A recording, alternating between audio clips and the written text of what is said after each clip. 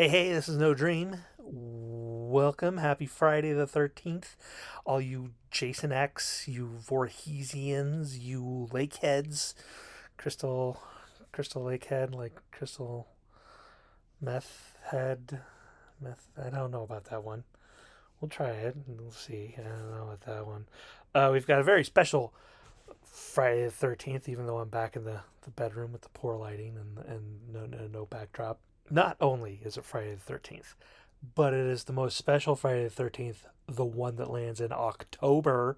Yes, it is October, Shocktober, Halloween season. And that's the most exciting time to watch Friday the 13th, I think. Do you agree?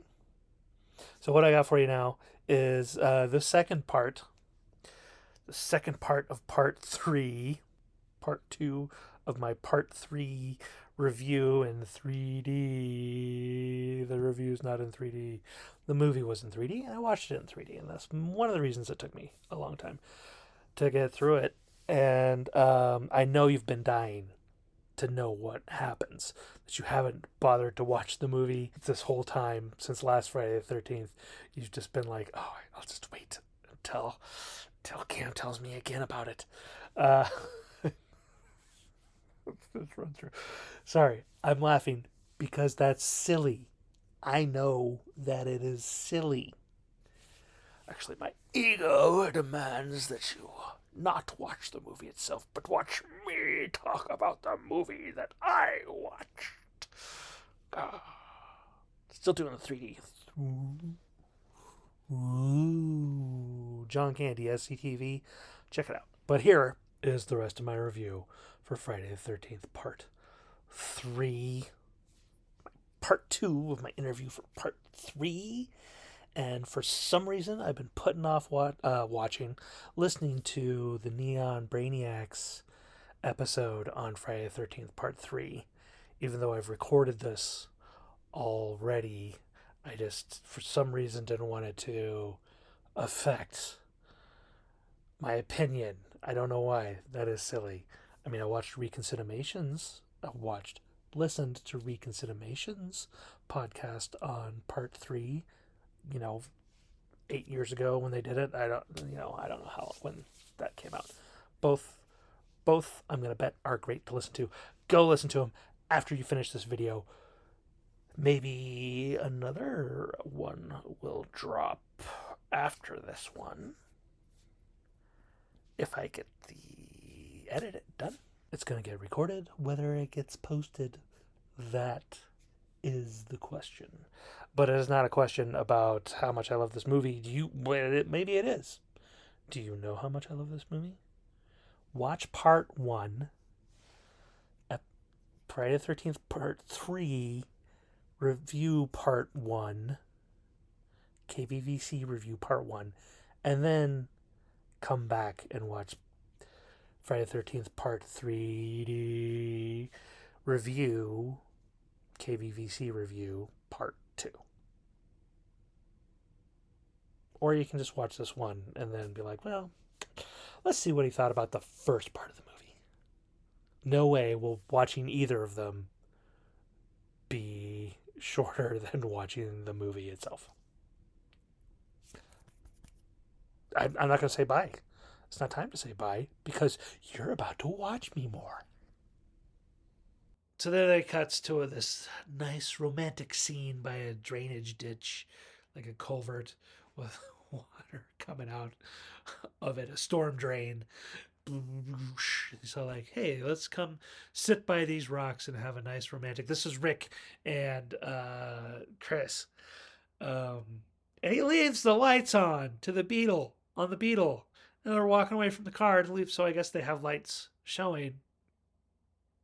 But I'm like, you turned the car off, right? You can see where this is going right away.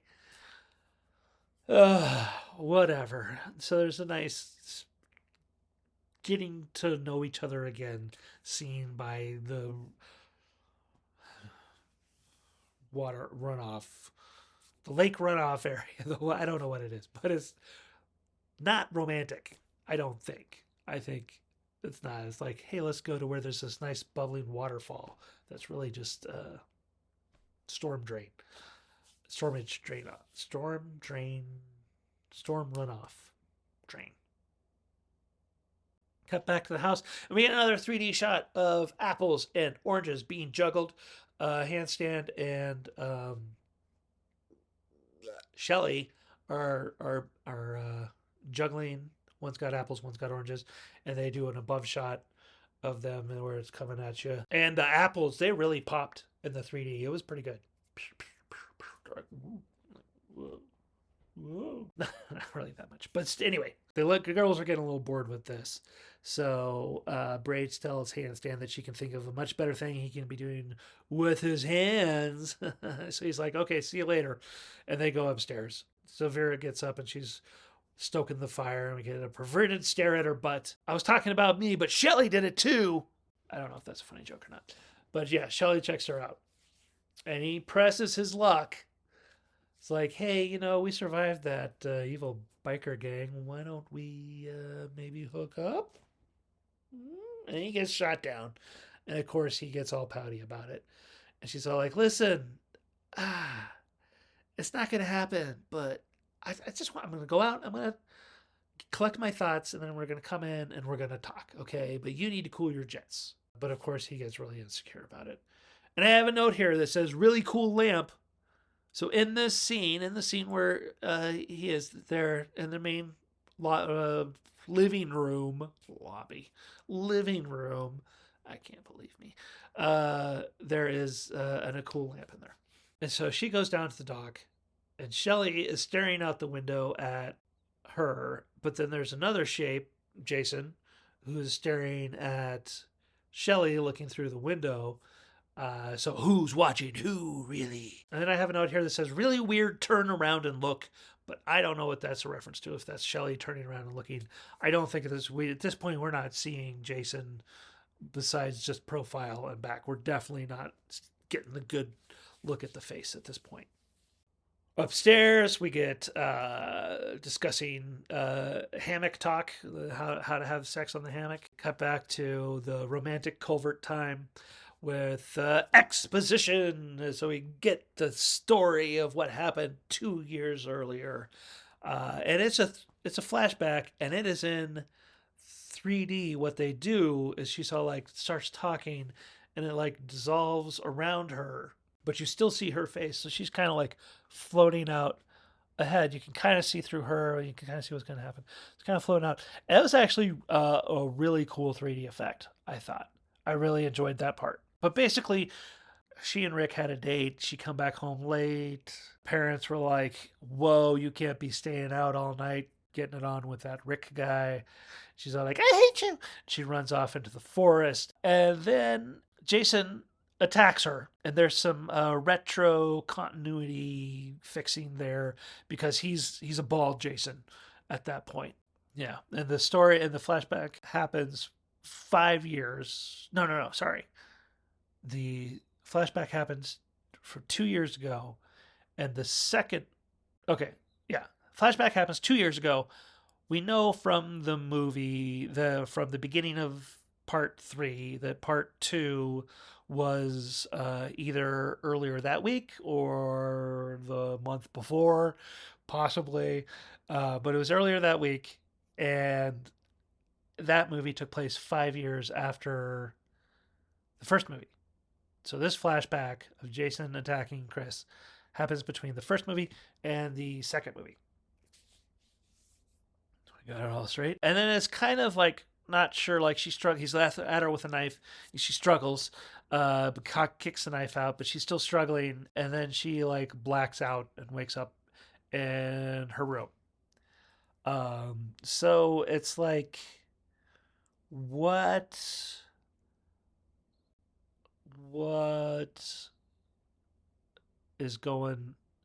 what was Jason's motivation there?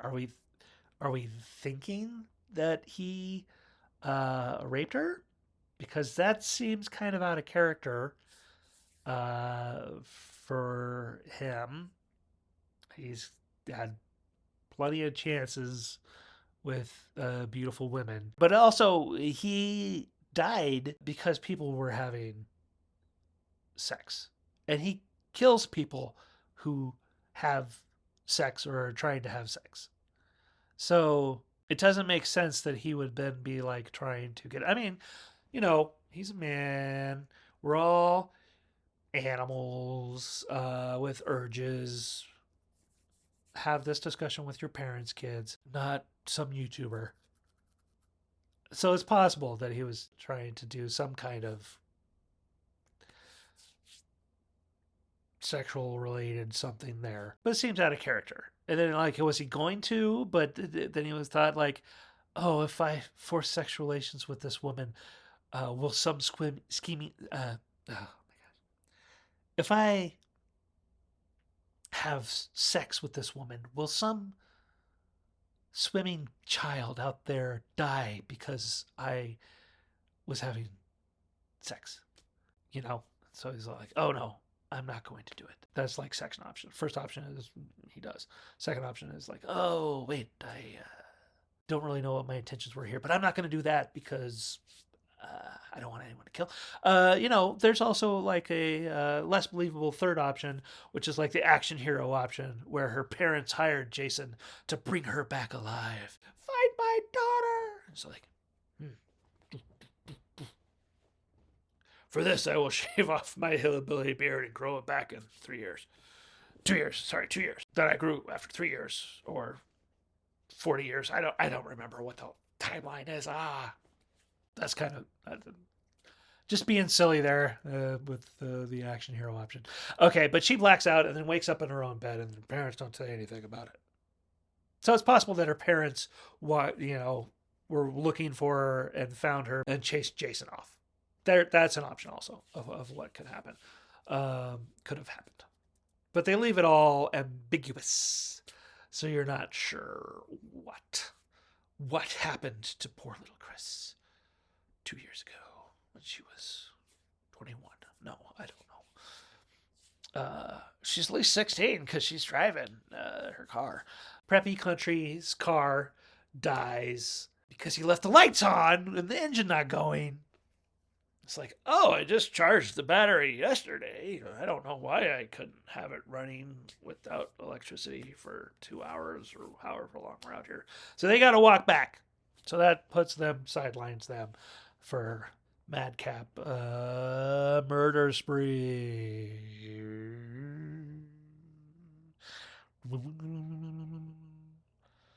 So the stoners are on the couch. They wake up and they've got the munchies, but the boy hippie goes to the crapper first.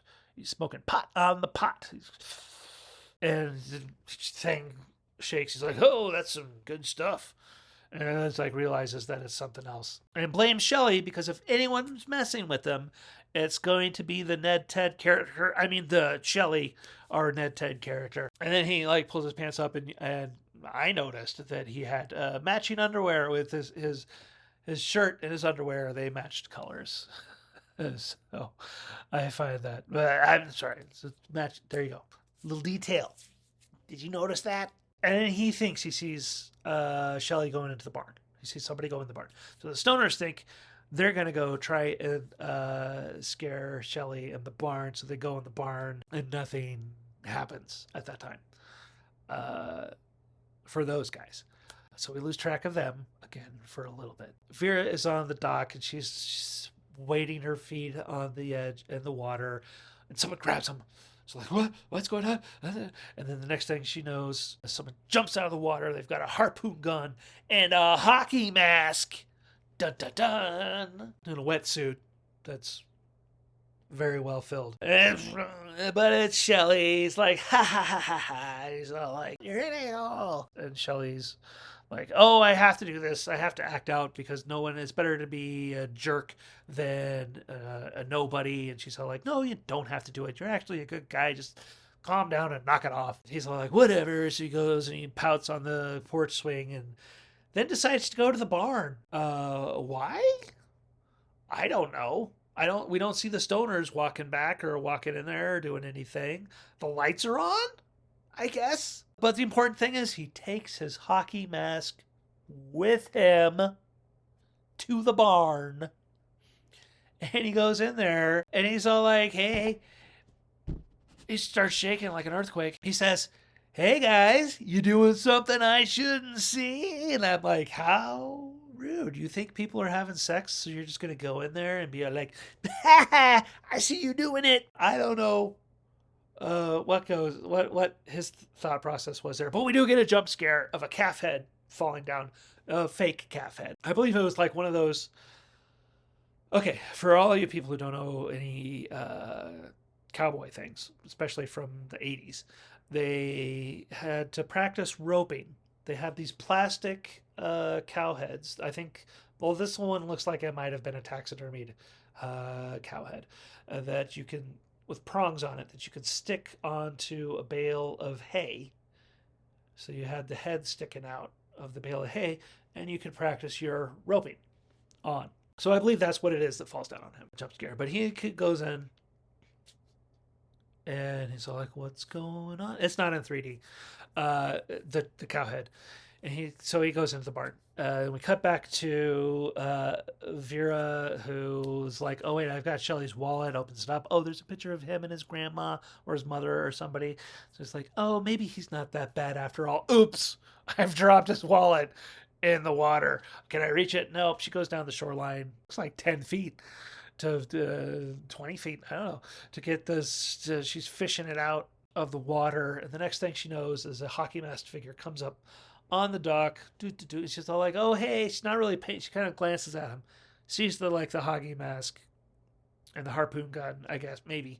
It was like, thinks it's Shelly. And it's like, "Oh, hey, I dropped your wallet. I'm so sorry." And she's kind of paying attention to that. And then she looks up there and she's all like, "Wait, who are you?" And Jason pulls up the harpoon gun, stands right by the light pole. So it's like, I feel like he was using that to be like, "Okay, this is your mark. You have to sit here, right here, be like this right here," so we could get the 3D effect of the harpoon. That's not where my camera is. Like that, because one of the things they talk about in the special features is like how hard it was to do the 3D, and it really had to be right in that little sweet spot right there in the middle in order for it to actually pick up anything. Even though you did get the moth and the puff of smoke and stuff, you would get random stuff, but it was hard to do the perfect 3D effect. So harpoon, 3D harpoon coming at you, kill Vera right through the eyeball. Falls back into the water. I don't know if he drops. I wrote down he drops the harpoon, and he just walks away like a boss. He's like, do. I'm done here. Like the BA he is. But then he looks up to a window of the room where hammock sex is going on. So we cut to the hammock sex, but all we see is feet cuddling post sexual act, because there's no noise or anything. And then it's just kind of like, "Oh, hey, that was pretty good. Was it you? Was it me? Was it the hammock? I vote for the hammock." That's what Brains says. I really liked Brains. I really did. I thought she was great. My favorite character of the movie. She was sassy, attractive, very happy, easygoing character.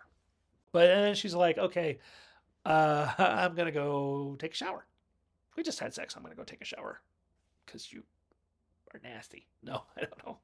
She doesn't say that. She just says, "What does she say?" It's like, "What are you doing?" I was like, "I'm going to take a shower. You should try it sometime." Wah wah. That's the kind of sassy talk you get from Brains. So she goes into the shower and she's doing the shower stuff.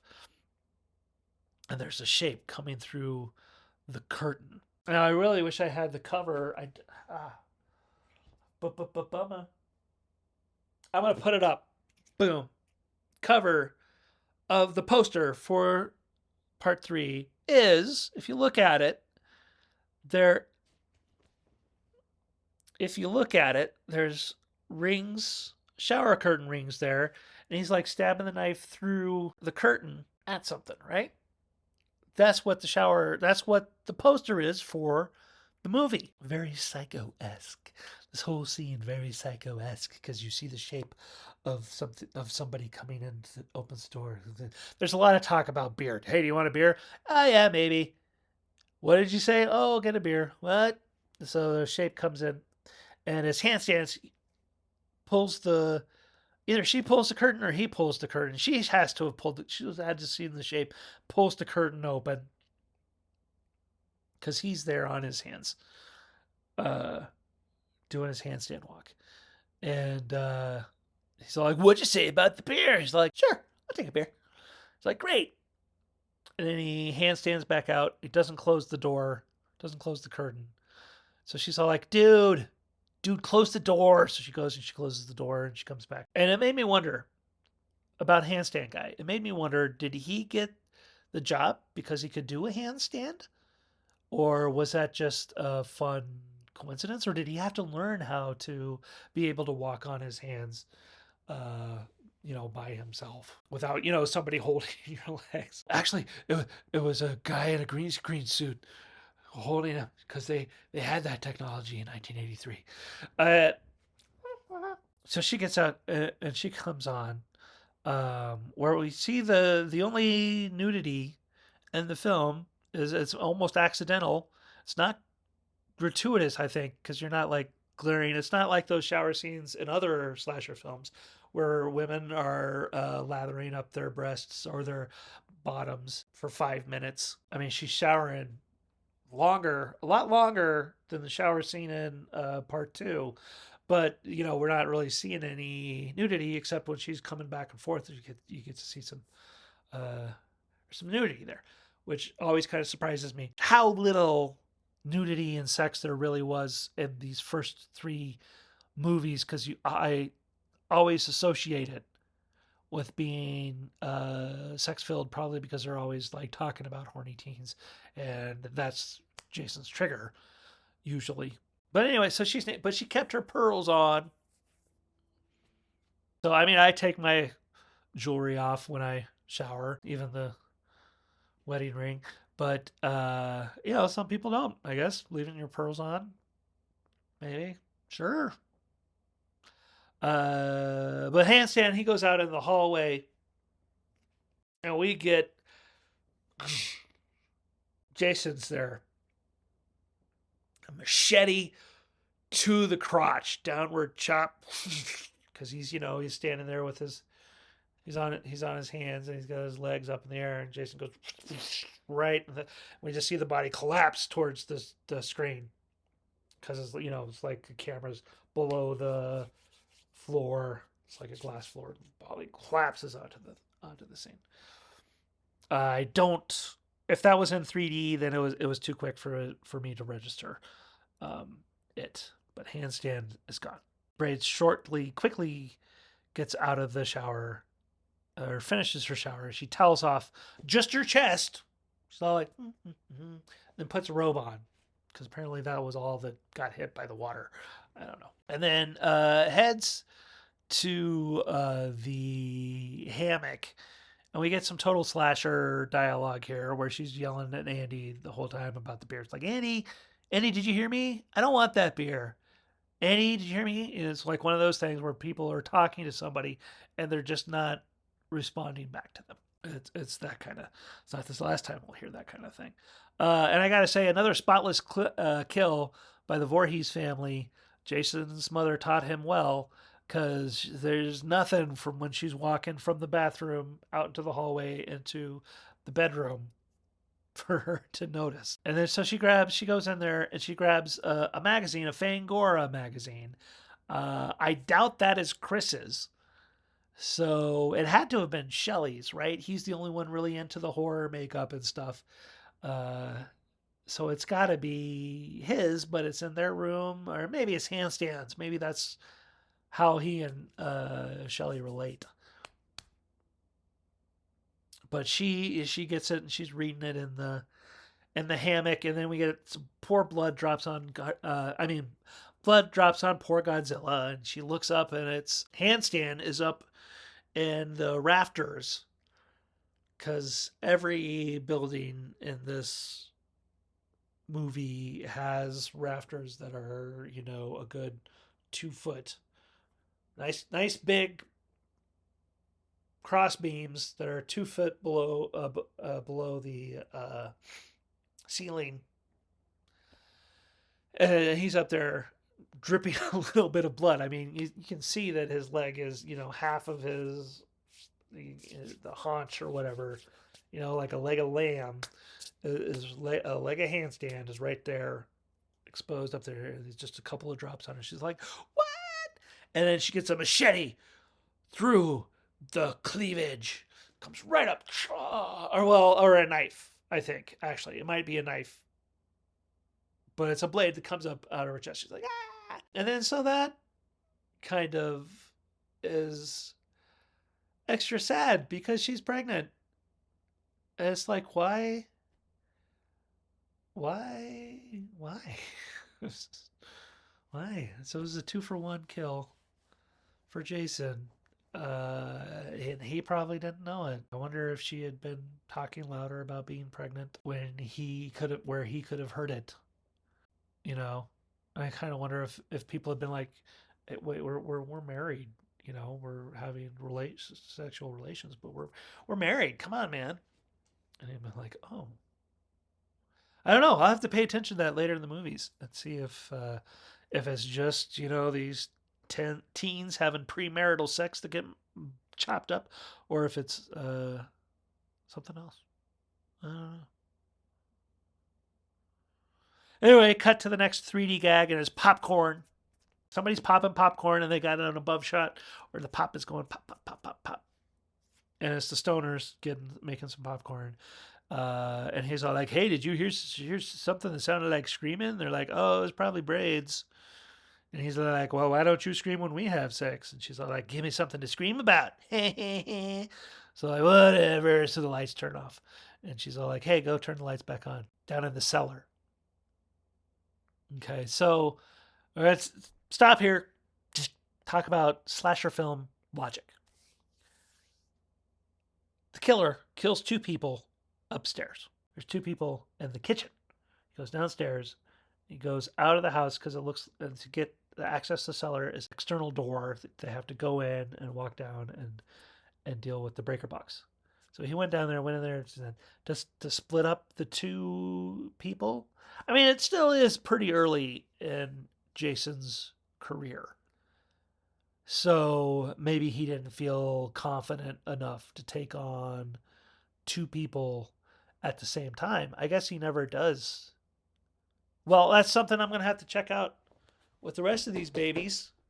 If he's like ever does like 2 people at the same time or kills somebody in front of somebody and then chases the other person down. I'm not sure. But he goes down there. And I would just go in there. You can't kill people in the kitchen? So he does that. That's what he does. So stoner dude goes out into the creepy cellar, and he's barefoot and it's wet everywhere. There's water everywhere down there.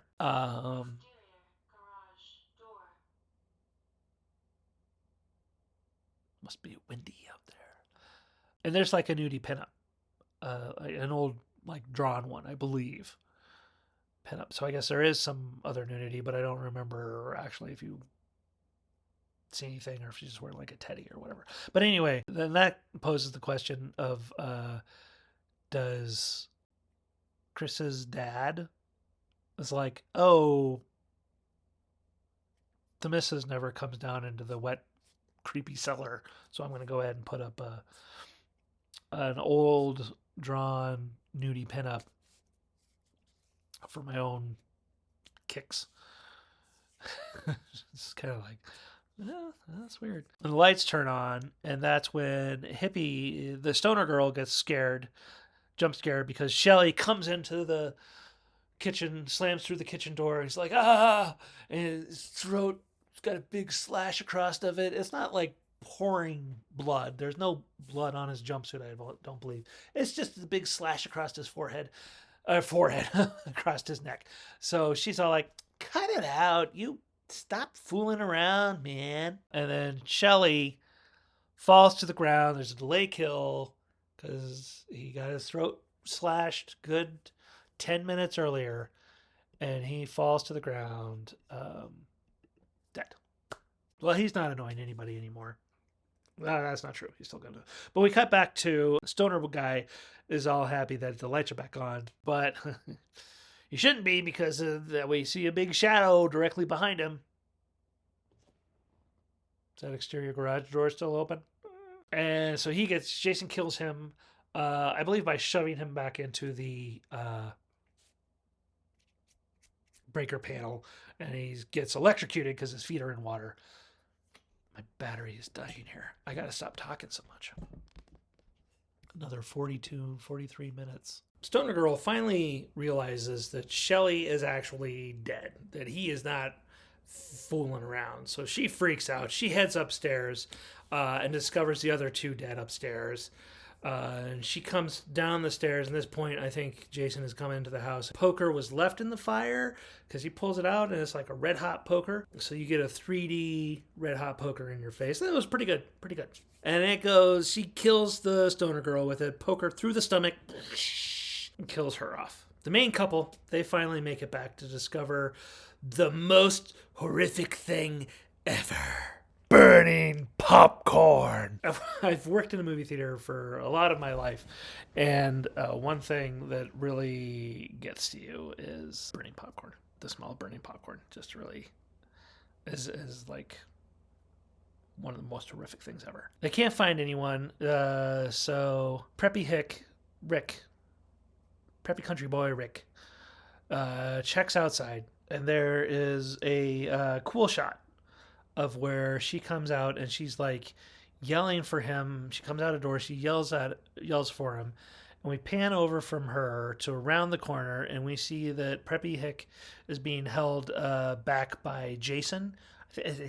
I can't remember if he's covering his mouth. He's got to be, though, right? Because why wouldn't he be like blah, blah, blah, blah, blah? Because like later he's like this with him. Like if someone's holding you, squishing your head like this, you're still going to be able to go, help, I'm over here. Come get this guy. He can't deal with more than one person at a time, so we'll win. But anyway, so Jason's like holding him back, blah, blah, blah, blah, blah. But she goes back inside. And so Jason takes a chance to kill him by squeezing his head.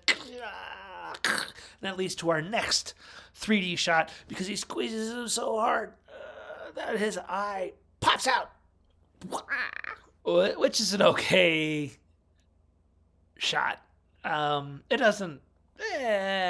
out of all the 3D shots, it's about as good as anything, I guess.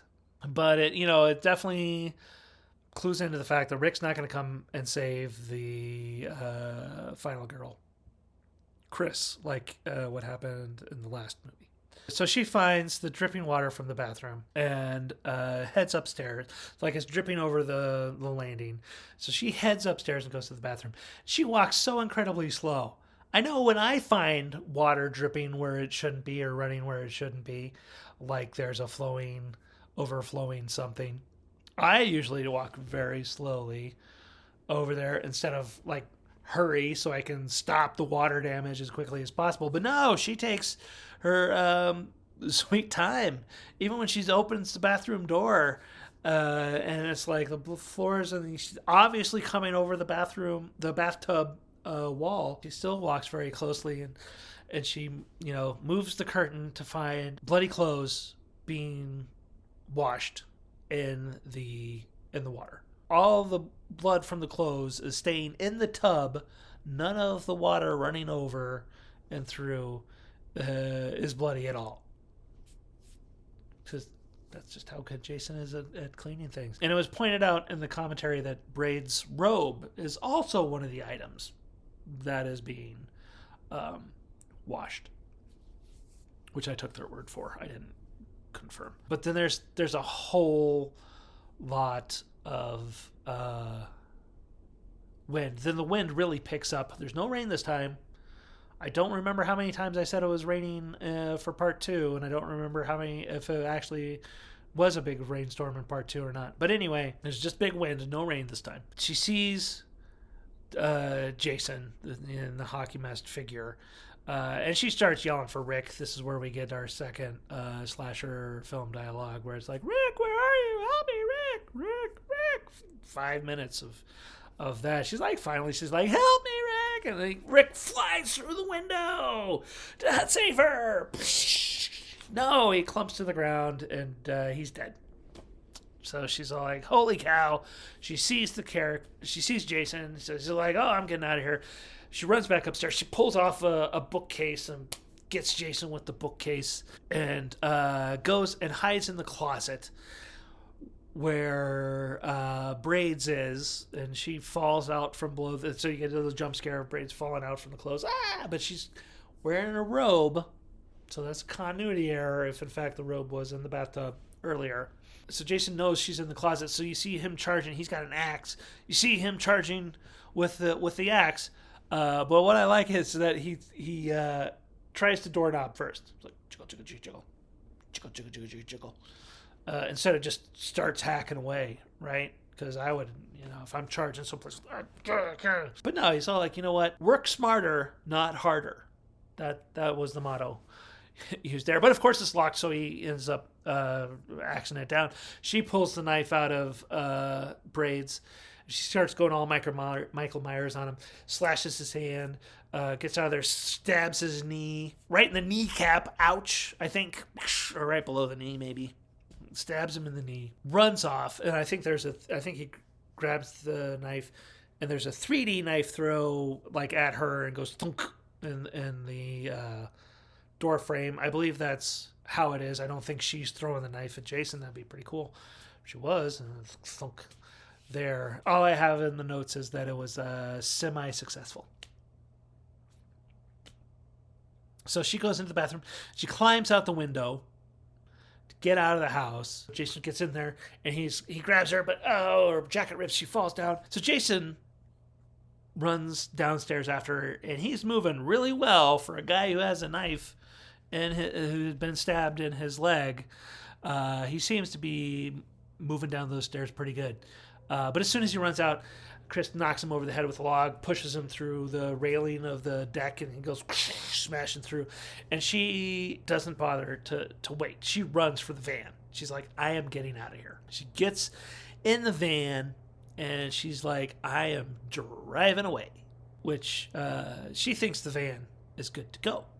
But we know from earlier that the gas has been drained from the gas tank, so there's not a lot, so it's going to be out of gas real quick. So it's very Hitchcockian with the foreknowledge of what's going on. The characters that doesn't know. And I'm going to pause here to say one of the reasons I like this movie so much is because I feel like it is very smart. She's not going and I mean, she did go hide in the closet, but she's like, first, the next thing she did was she got out of the house, and then after she got out of the house, she didn't go like hide in the barn. She ran to the van and tried to drive the heck out of there. The movie had quite a bit of not the typical tropes of what was going on. People were relatively smart about how they did things. And I mean, even Jason jumps out in front of the van or runs out into the road, and she tries to hit him with the van. She's like, I'm going to kill you. He jumps out of the way, and she goes on. But she's driving, and she gets stuck on the Evil Dead 2 bridge with the tire going the wheel in. And then she runs out of gas, and she's all like, no, I'm out of gas. And we're like, oh, Jason's coming up. We finally see him hobbling. For once, as he's chasing after the van, he's finally hobbling from his bad knee. So she's out of gas, and we're like, oh no.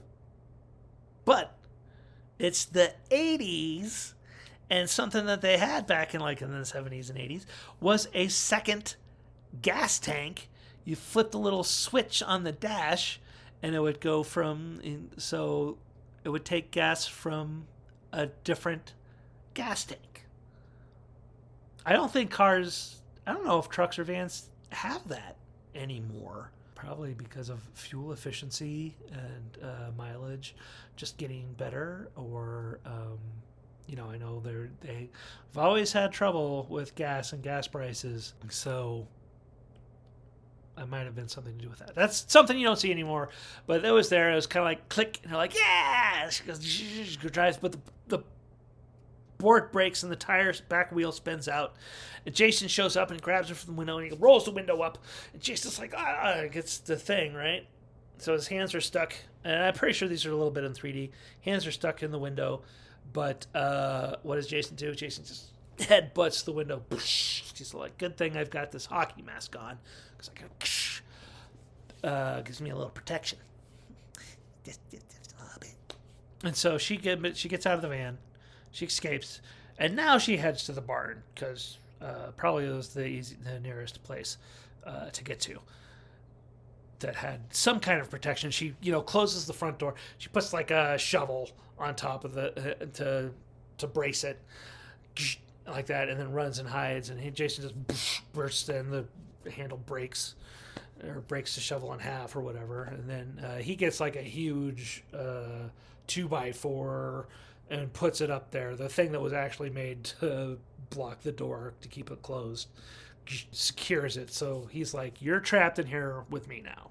It's basically the thing. And he goes searching for him. And at this point, I realized I was really glad that they had like the typical score or the original score or whatever you want to say, horror movie score, and like this whole scene wasn't just the funky disco Jason music. Although I guess watching if they could do one of those videos where you put the music on top, maybe I'll do that next Friday the 13th if I get time. Just like how unscary that would be with a music going on. Okay, so he's searching for her, but she's hiding by hanging up on one of the beams, cross beams of the barn above him. And this is where I thought to myself, if the one producer from Part 2 was still here, then he would be like, oh, she needs to pee her pants here, and she'd be peeing on Jason's head or something like that. That's what I thought about that guy. But she ends up losing her grip and falls on him, I think. But she falls anyway, and we get a 3D shot of her crotch coming at you. Poof. She falls towards the ground. Poof. But Jason grabs the machete, and he's doing some 3D work as he's swinging it around. She climbs up. She manages to get away, climbs up to the hay loft. Yeah, sorry, I got confused about an part. But anyway, she climbs up the hayloft. She throws a bale of hay, drags a bale of hay on top of the trapdoor, right? I've carried bales of hay. They are not light. So you got to admire Jason's strength when he just like, poof, he just knocks that thing flying. So I was very impressed by him. But he gets bonked in the head a couple more times by Chris. And so he's probably got a couple concussions going on by now. And that allows her to wrap the rope around his neck and then pushes him out the loft doors. And he falls and hangs himself. Oh, Jason's dead. Everything's fine.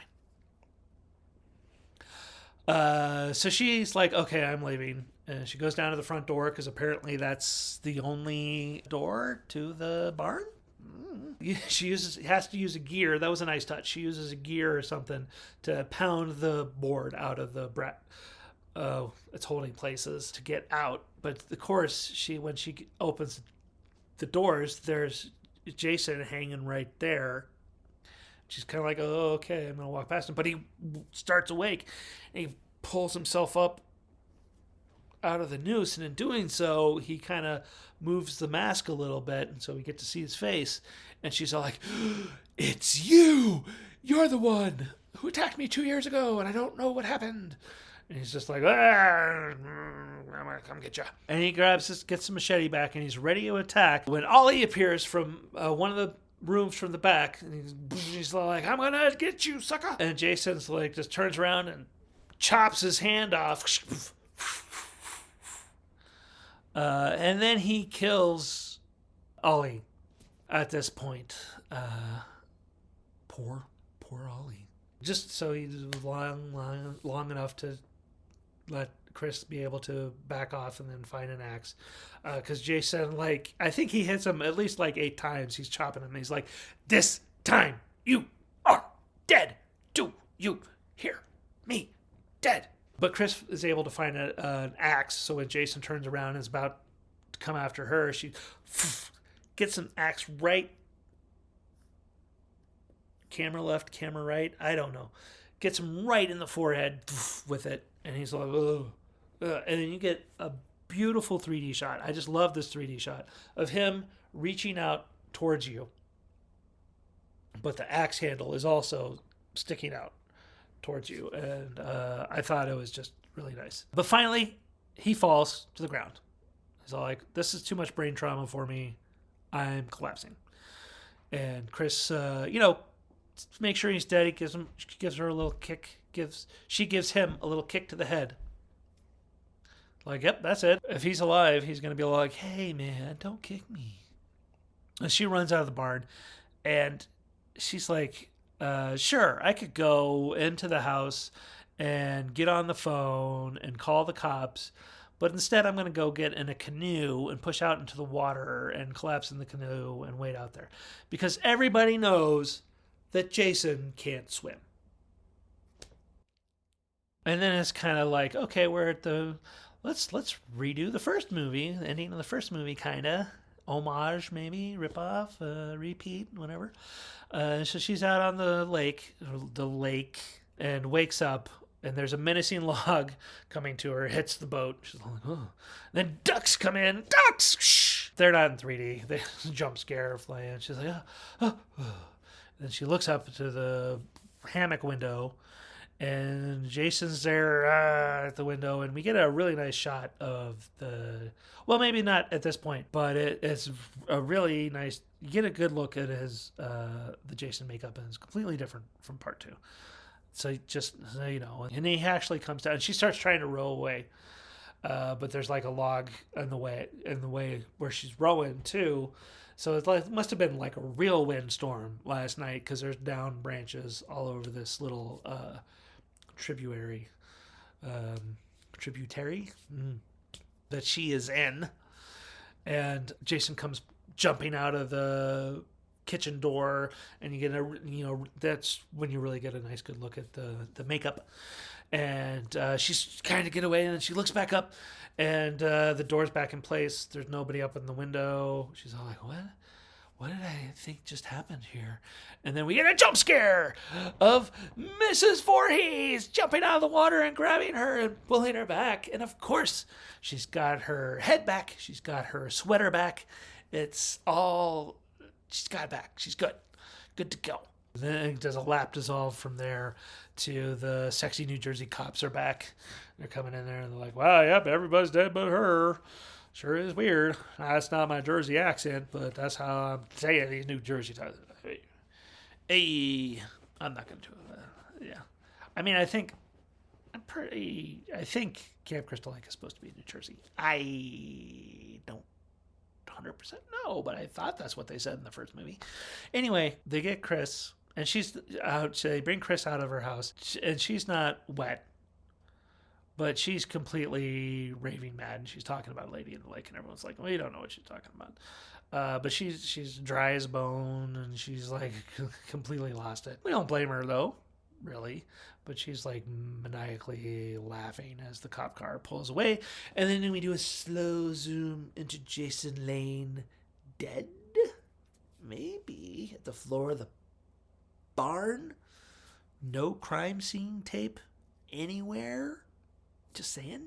But it's kind of there. And then it ends with the ripples of the water of Crystal Lake. And then bam! Funky music. That's part 3. Listening to me talk about it took longer than you could have watched it. I have no idea how long this video is, but I feel like I've recorded at least 3 hours now. 3 times as long as the movie. Like I said earlier, it really hit the spot when I was sick. I still continue to enjoy it. I do think it is actually pretty well written, because it does answer those those tropes and the pitfalls that people get into in slasher films, where it's like, how do you keep them locked into the location without saying it's like, it's like, get out of there. And then she gets out of there. She's like, go to the van, drive away. She gets to the van, she drives away. I feel that if anybody really, except for the 2 stoners, I mean, we don't know how Shelley got taken out. I really thought that there was a scene where Jason gets the hockey mask. And maybe that's in a different movie that I'm thinking of. We'll have to wait until I get through all those series. But I really thought there was a scene where you see him actually pick up the hockey mask. He's like, pick it up. But that's not here. Yeah, I really enjoyed it.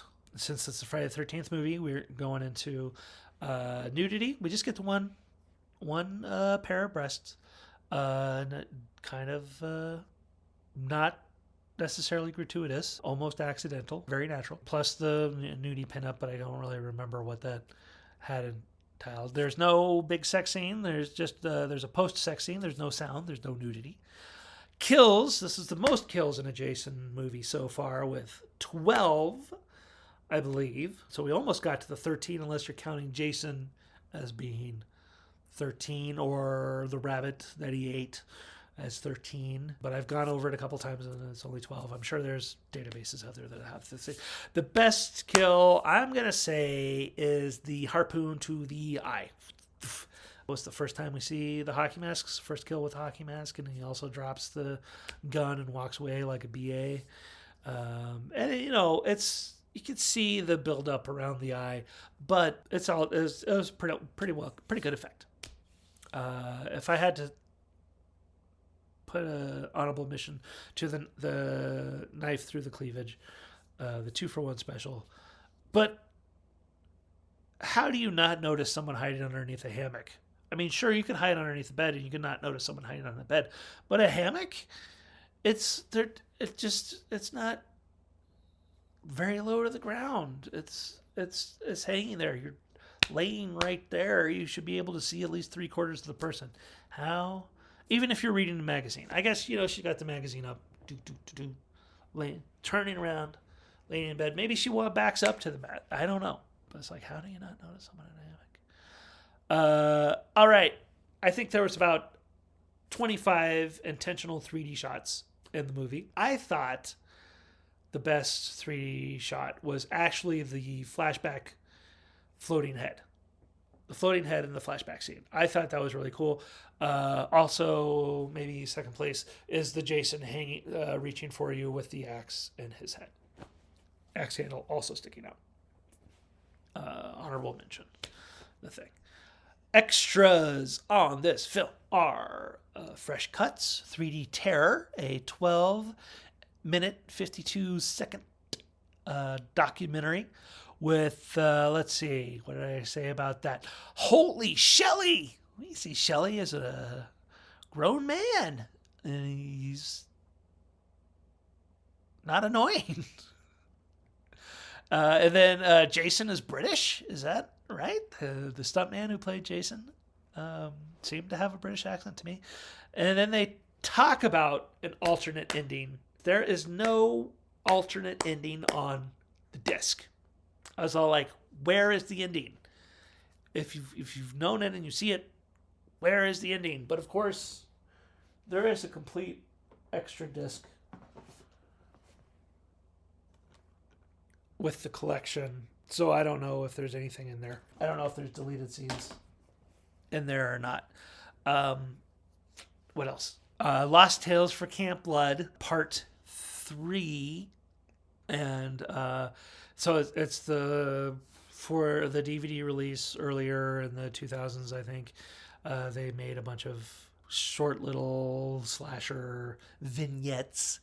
And the first thing I noticed about this is, a guy gets into the house from the first part.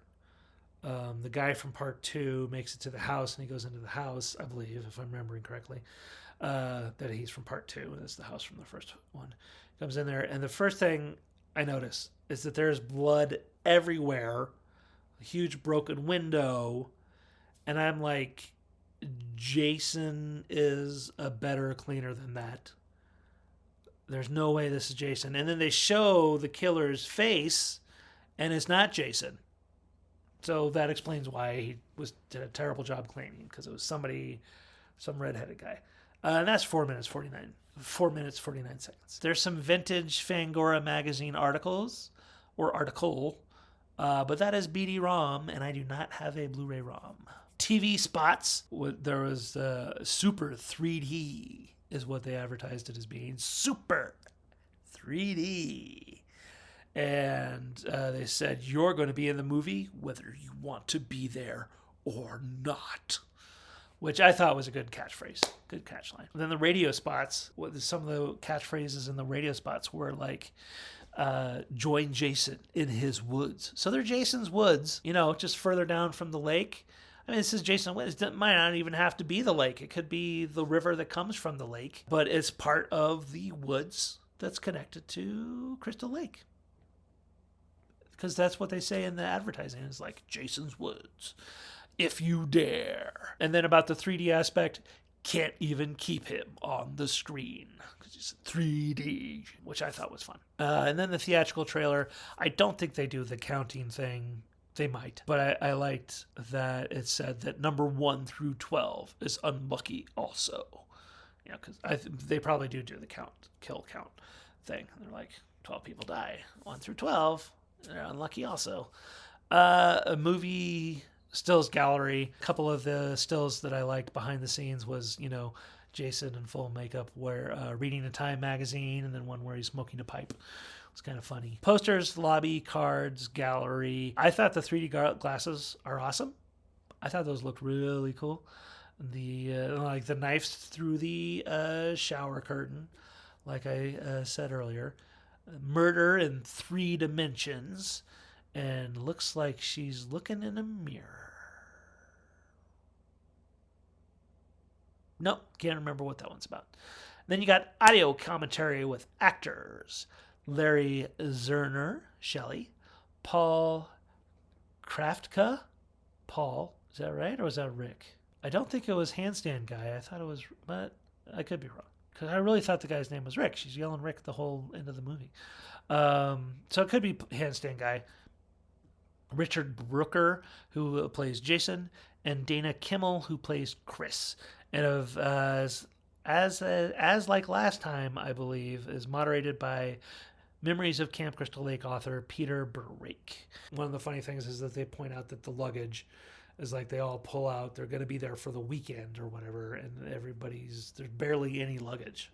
It's like Shelley's got his one little box, and Braids pulls out like a bag, like not a whole lot of things. Though I guess if they think they're going to be there for a weekend, it makes more sense if they're only going to be there Sunday night, because according to my timeline, it is Sunday the 14th. Scary. Unless it fast forwarded a month. I've already talked about that. Blah, blah, blah, blah, blah. All right, so that's that. Rating. How many machetes out of a possible 12 do I give this? I really enjoyed this movie. It really hit the spot. I found most of the characters engaging. Yeah, Shelley was annoying. That was his character. But it was really just, I could just see his insecurities coming through. I've had, some of those insecurities myself when I was younger, especially when it came to the ladies. And, I really liked the female characters. I didn't like Rick very much. But yeah, and then the casts, and it's pretty cool. I mean, all the kills really kind of focused around the 3D element. Didn't necessarily add much to the movie. I don't know. I think I enjoyed it just as much in 2D as I did 3D, but there it is. And I don't remember what I gave the other 2 movies, but this one's going to rank high. It's going to be 10. I think I'm going to give it 10. Yeah, I think I am. I'm not going to go, I would go 11 with it because I really did enjoy it. I would go 11 with it, but I think because of having to stop for the 3D gag, I don't think it really added much to it. And so I think I'm going to go 11 out of 12. Wait. 10 out of 12 machetes for part 3. So that's it. Happy Friday the 13th. Thanks for joining me. I really hope to get part 4... 8? No, just part 4. Also this Friday the 13th. Well, check you later. I don't know. I don't have a sign off yet. What's a good sign off?